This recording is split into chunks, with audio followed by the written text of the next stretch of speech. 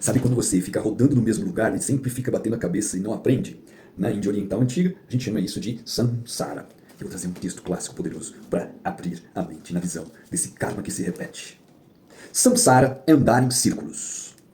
Os sábios da Índia cunharam um termo excelente para designar a situação em que nos encontramos enquanto não realizamos a libertação. Falam eles de samsara, que significa literalmente confluência. A reunião das condições que moldam nossa vida finita. Há uma outra tradução deste termo que reflete melhor seu significado, que é andar em círculos. Pois é exatamente isso que acontece no nível da existência condicionada, que é o nosso estado atual. Um número incontável de seres humanos reproduzem indefinidamente a si mesmos, ou seja, reiteram ininterruptamente seus condicionamentos. O samsara, portanto, é o comportamento congelado, um hábito. A rigor, é a somatória dos hábitos de todos os seres humanos e coisas. Pode-se dizer que até mesmo uma pedra está sujeita a um conjunto de hábitos, ao contrário do comportamento de um ser humano, que pode ser variado e às vezes até surpreendente. O comportamento de uma pedra é baseado na estaticidade e totalmente previsível. Mas não deixa de ser um comportamento, a menos que faça questão de restringir o uso deste termo a seres humanos animados e sencientes. Consideramos normal que um comportamento de uma coisa inanimada como uma pedra seja completamente previsível. Mas, entre os seres humanos, a êxtase ou rigidez é considerada neurose e indesejável. Não obstante, existem vários graus de rigidez. E os membros da espécie humana apresentam um diversificado leque de níveis de sensibilidade e flexibilidade. Alguns indivíduos são mais rígidos e previsíveis que os outros. Alguns agem como uma máquina, outros perdem totalmente o controle.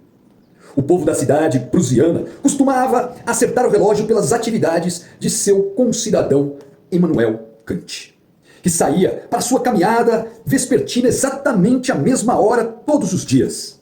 Porém, mesmo as pessoas que perdem o controle ou são doidas, não deixam de ser completamente previsíveis sob diversos aspectos, pois também o comportamento delas não passa de um processo de autorreprodução.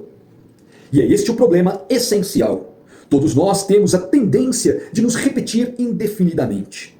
A psique humana sofre de uma grave letargia e a resistência à mudança está bem alojada no fundo do nosso ser. Todos nós temos medo de mudar. E no caso de certas pessoas, esse medo é tão grande que chega a paralisá-las. Outras ocultam o medo, comportando-se como se não o tivessem. Desafiam a si mesmas, inclusive pondo em risco a própria vida. Não obstante, acontece de essas pessoas só serem corajosas em certos setores da vida, ao passo que em outros são dominadas pela mesma paralisia que decorre do medo. Uma pessoa pode, por exemplo, ser muito heróica em vencer os seus limites enquanto escala a montanha mais traiçoeira do planeta. Mas lá embaixo, no vale, seu conservadorismo amedrontado a mantém presa a padrões kármicos, autodestrutivos de dependência emocional, obsessão, rigidez moral ou negação neurótica de qualquer coisa que põe em xeque sua imagem subjetiva do mundo. No pico da montanha, muito acima das mais altas árvores, ela sente uma liberdade que lhe escapa no vale. Porém, enquanto os hábitos mentais que movam o montanhista a buscar a aventura da escalada ainda estiverem intacto, essa liberdade não poderá senão ser ilusória. A verdadeira liberdade nasce quando são transcendidas as próprias tendências kármicas que criam a personalidade egóica. Assim, o verdadeiro heroísmo está na autotranscendência espiritual.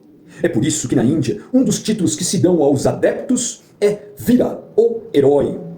Só a autotranscendência pode pôr um fim ao círculo vicioso que os sábios indicam como samsara. A liberdade realizada pelo ser liberto é a paisagem do próprio espírito, da própria consciência, que não pode ser mapeada.